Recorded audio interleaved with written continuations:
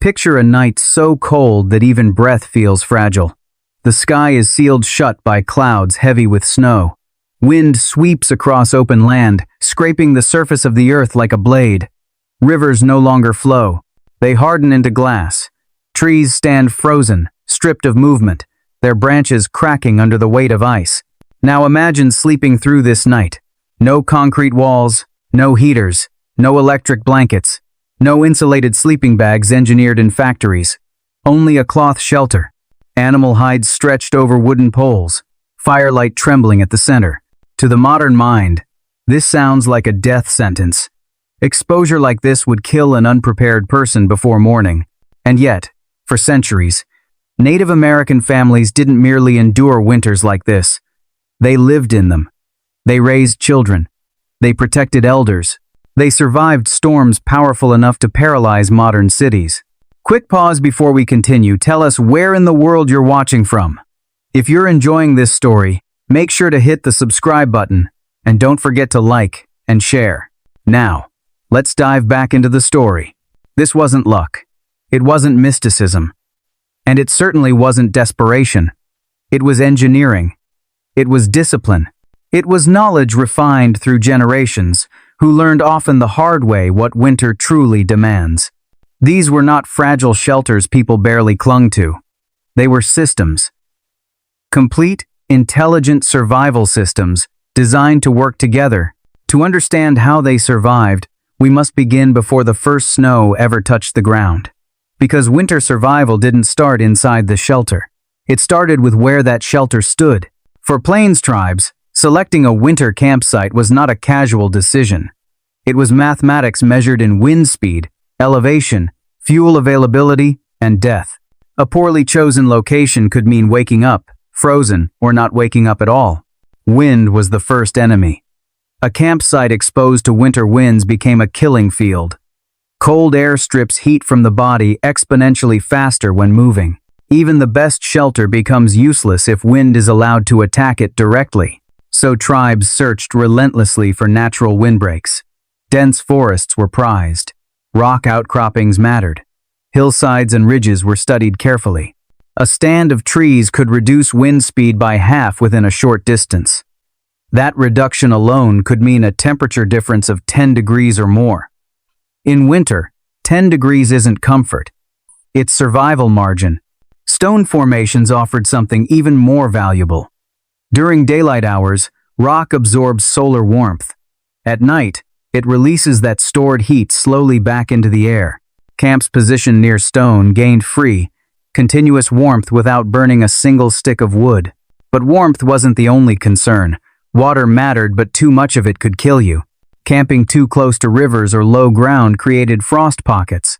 Cold air flows downhill like water, pooling in valleys where temperatures plunge far below surrounding areas. These spots became natural freezers. Experienced tribes avoided them instinctively. Instead, they selected slight rises where cold air drained away during the night, leaving the campsite marginally warmer, sometimes just enough. Firewood availability overruled almost everything. Winter storms could trap families for days, sometimes longer. If fuel ran out, even the best shelter became a tomb.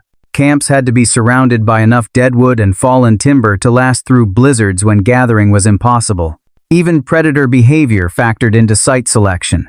Game trails brought food, but also danger. Wolves, mountain lions, and bears followed the same paths as prey. Camps were placed close enough to hunt, but not directly in the corridors predators used to travel. Every decision stacked the odds slightly toward survival. Only after this invisible math was solved did shelter construction begin. At first glance, the teepee appears simple. Poles, hides, a cone rising from the snow. But that shape was not aesthetic. It was physics. Wind striking flat surfaces applies pressure. Wind striking a cone is redirected upward and around. Instead of fighting storms, the teepee surrendered to them, moving with the force instead of resisting it. Properly built teepees could withstand wind gusts approaching 70 miles per hour. Many modern tents cannot. They flexed. They breathed. They endured. The buffalo hide covering wasn't chosen out of convenience. Processed correctly, buffalo hide blocks wind while allowing moisture to escape. This prevented condensation buildup, the silent killer inside modern shelters. Breath and body heat could exit without allowing cold air to enter. Each hide had to be prepared precisely, scraped clean, treated against rot, stitched with sinew strong enough to survive endless freezing and thawing. Seams were angled carefully so melting snow or rain traveled downward and away, never dripping onto sleeping bodies. At the peak of the teepee sat its most overlooked feature, the smoke flaps. These adjustable panels weren't crude openings. They were a ventilation system, more responsive than many modern homes. With external poles, airflow could be controlled without stepping outside, even during storms. Wind direction changed, so did the flaps. Smoke exited upward, fresh air entered below. Oxygen flowed without turning the interior into a wind tunnel. Inside the teepee, a second wall often hung a liner made from additional hides. This created a trapped air gap between inner and outer layers, functioning exactly like insulation in modern double-pane windows. Heat stayed in, cold stayed out, and the fire, dangerous, necessary, sacred, was about to take center stage. Inside the teepee, the fire was never just a flame. It was a living responsibility. Placed precisely at the center of the shelter, the fire served as the heart of the home. Its position wasn't symbolic. It was mathematical. Heat radiated outward evenly, warming bodies, bedding, and air without creating dangerous hotspots near the walls. The pit itself mattered. Too deep, and heat became trapped below ground. Too shallow, and sparks threatened to turn the shelter into an inferno. Generations had learned the balance.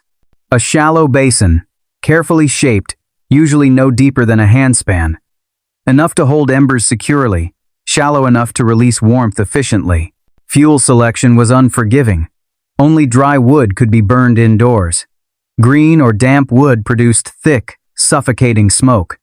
A single mistake could fill the shelter with choking air in minutes. Different woods were chosen for different needs. Some burned fast, ideal for quickly raising temperature after returning from the cold. Others burned slowly, producing steady heat that lasted through the night. Fire wasn't left to chance. Someone was always awake. Through the longest winter nights, families took turns tending the flames, feeding it carefully, watching the smoke, adjusting airflow. Falling asleep on duty could mean waking to frozen breath or not waking at all. Fire tender duty was exhausting. It meant broken sleep and cold fingers, but it was understood without resentment. The firekeeper protected everyone. And still, even with flames dancing, winter attacked from below. Frozen ground is relentless. It steals heat silently, pulling warmth from flesh the way water draws warmth from stone. Without protection, sleeping on frozen earth could drain body heat faster than the fire could replace it. So, the ground was engineered. First came woven mats, made from willow branches, flexible but firm, raised slightly off the earth, creating space for trapped air. Air that stayed warmer than frozen soil. Above that came layers of dried grass. Not random grass. Chosen species. Dried at the right time. Stored carefully. When packed correctly, grass became insulation comparable to modern materials. It trapped warmth while remaining breathable, but it required maintenance. It had to be fluffed, rearranged, and replaced as it compressed over time. Then came the robes. Buffalo hides, fur intact, laid with precision. Fur facing upward, allowing bodies to sink slightly into warmth rather than compress it flat. Some hides held heat better. Others managed moisture more effectively. Families knew which to use and when. Sleeping areas weren't flat. They were shaped. Shallow depressions formed nests that cradled the body, trapping warm air around shoulders, legs, and back. Heat stayed where it was needed instead of drifting away. No one slept alone unless necessary. Bodies generate heat. Together, they generate safety. Adults positioned themselves deliberately, sharing warmth with children and elders. This wasn't comfort. It was thermal logic. Stronger bodies shielded weaker ones, forming human barriers against cold air movement. Sleep itself required preparation. Too much activity before bed caused sweating. Sweat froze. Frozen moisture killed. So evenings followed a rhythm. Light work, stretching, slow movement. Enough to raise core temperature slightly, storing warmth that would last into sleep without causing damp skin. Clothing was layered with intention. The base layer stayed close to the body. Soft hides processed to pull moisture away from skin. Over that came insulating layers that trapped air. The outer layer held everything together, preventing heat from escaping. Hands and feet received special attention. Fingers tucked into armpits where major arteries carried warmth.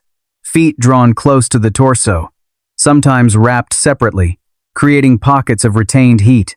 Faces, ears, and exposed skin faced a different threat. Wind.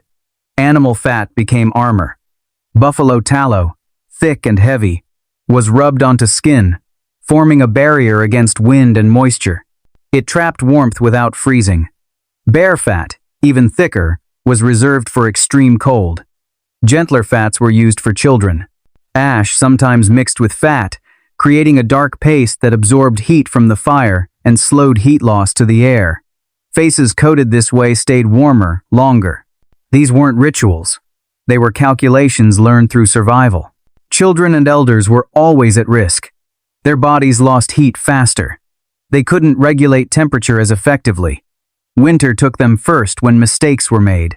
So, they received the best positions, closest to the fire, surrounded by adults, wrapped in more layers than anyone else. Warm stones became tools of mercy, heated carefully, wrapped in hides, and placed near feet or stomachs. Soapstone was prized because it released heat slowly, staying warm through most of the night. Adults adjusted through the night, repositioning stones, checking breath, feeling for warmth. Sleep came in fragments. Survival demanded vigilance. Winter hunger made predators bold. Dogs were the first line of defense. They were not pets, they were partners.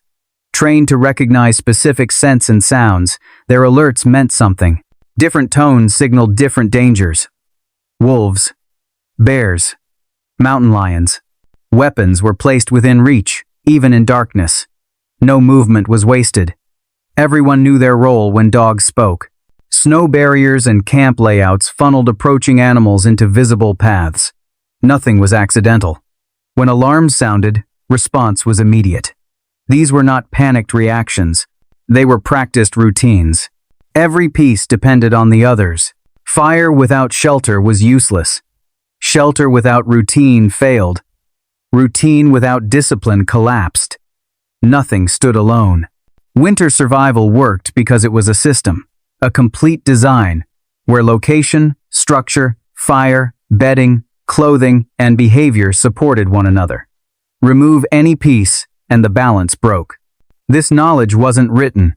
It lived in stories, in correction, in memory, tested by storms, refined by loss, preserved by survival.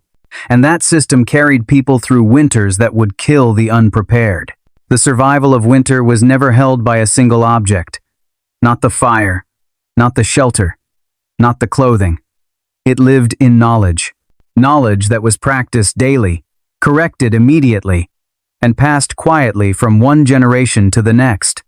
There were no manuals, no diagrams, no measurements written down. Instead, children learned by watching hands move, by feeling warmth fade when something was done wrong, by hearing stories told when the wind pressed hard against the hides. Mistakes were teachers. A poorly tied seam that let cold air slip inside. A fire fed with the wrong wood that filled the shelter with smoke. Grass bedding allowed to compress until it lost its warmth. Each error carried consequences. Those consequences etched lessons deeper than words ever could. Winter demanded attention. Small adjustments mattered.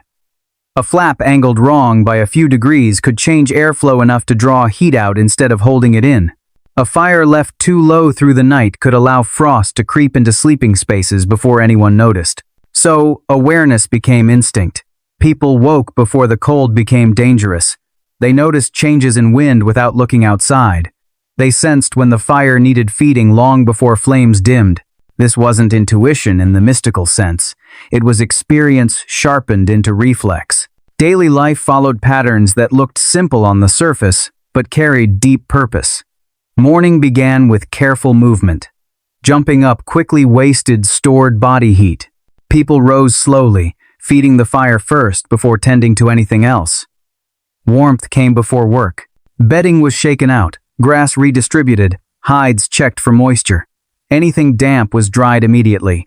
Moisture was the enemy that turned cold into death. Clothing was inspected constantly. A small tear allowed wind to creep in. A seam weakened by repeated freezing could fail without warning. Repairs happened before problems became emergencies. Food preparation mattered as much as shelter. Fat-heavy meals weren't indulgence, they were fuel. Animal fats provided slow-burning energy that helped bodies maintain heat over long hours. Broths warmed from the inside out. Warm liquids conserved energy that would otherwise be spent melting snow. Nothing was wasted. Bones became tools. Fat became insulation. Hides became walls, floors, clothing, and bedding. Every part of the animal extended life. Not every winter was survivable. Storms sometimes arrived early. Blizzards lasted longer than expected. Game disappeared. Firewood ran low. Even the best systems were tested beyond their limits. In those moments, decisions became harder. Camps consolidated. Multiple families shared shelters. Fires burned continuously. Food was rationed with painful precision. Movement became dangerous. Travel during extreme cold risked frostbite or disorientation. People stayed put unless survival demanded otherwise. And sometimes, despite everything, lives were lost. These losses shaped the knowledge passed forward. Stories carried warnings. Names were remembered. The cost of mistakes was never forgotten. This wasn't romantic survival. It was real, it was harsh, and it forged wisdom that lasted centuries. Modern life hides winter's true power. Walls insulate us from understanding. Thermostats remove awareness. Forecasts give us confidence that nature will behave. But systems still matter. When power fails, heat disappears. When supply chains break, food becomes scarce. When emergencies stretch beyond expectation, comfort collapses quickly. The lesson hidden inside Native American winter survival isn't about tepees or fire pits. It's about integration. Understanding how shelter, energy, routine, and behavior support one another. Knowing that no single solution saves you. Survival comes from systems built with intention. Modern technology often focuses on tools. Ancient survival focused on relationships between those tools. That difference matters. These were not primitive people barely holding on. They were engineers without blueprints, thermal scientists without equations, architects guided by experience rather than software. They built homes that breathed, routines that adapted, communities that protected their weakest members first. Winter did not defeat them. They learned how to live inside it. And that knowledge, refined through generations of hardship, stands as proof that survival is not about domination of nature but understanding it well enough to work with it. When people think about survival, they often imagine tools, a stronger shelter, a hotter fire, better clothing. But winter never respected single solutions. It punished imbalance. Fire without discipline burned shelters down. Shelter without maintenance became a trap. Clothing without routine trapped moisture and stole heat. Native American winter survival succeeded because it treated life as a system, not a collection of tricks. Every action had a consequence. Every decision affected something else. The teepee wasn't just a place to sleep. It shaped airflow, protected the fire, controlled moisture, and held families together. The fire wasn't just warmth. It dictated routines, determined wake cycles, and demanded constant awareness. Bedding wasn't comfort. It was insulation engineered from plants, hides, and knowledge. Nothing existed alone. This way of thinking created resilience. When conditions changed, the system adapted. Smoke flaps adjusted, bedding thickened, food shifted, movement slowed. People responded not with panic, but with practiced calm. Survival became a rhythm. Night deepens. Fire glows softly. Families breathe together. Winter outside, alive inside. Nothing existed alone. Every fire, every hide, every routine supported the others. Heat, shelter, food, and vigilance were part of a single system, a rhythm learned over generations. Survival wasn't about conquering winter. It was about understanding it, moving with it, and protecting the most vulnerable. That knowledge, refined through experience, reminds us that preparation, cooperation, and intention matter more than any single tool or trick. Modern survival narratives often celebrate the lone individual, but winter proved that survival favored those who worked together. After a blizzard passed, the world changed. Inside the teepee, life continued quietly. Steam rose from breath. Embers glowed low. Bodies rested close together. The shelter held. Winter wasn't something you conquered. It was something you endured, night after night, decision after decision. The people who survived weren't reckless or fearless, they were attentive. They listened to the wind, to the fire, to each other. Much of this knowledge is invisible today, not because it failed, but because technology replaced the need to understand it. Central heating removed fire awareness. Insulation removed airflow literacy. Convenience removed routine. Yet the principles remain. Systems matter. Preparation matters. And small choices compound. Survival favors preparation over reaction. It wasn't the fire alone, or the teepee alone, or routine alone. It was integration. A complete survival system refined through experience, failure, and memory, where every element strengthened the others. That understanding, more than any tool, is the true inheritance. It reminds us that survival isn't about overpowering nature. It's about learning how to live inside it. If you've enjoyed this deep dive into forgotten survival knowledge, consider subscribing. These stories don't survive without people willing to listen. Thank you for watching.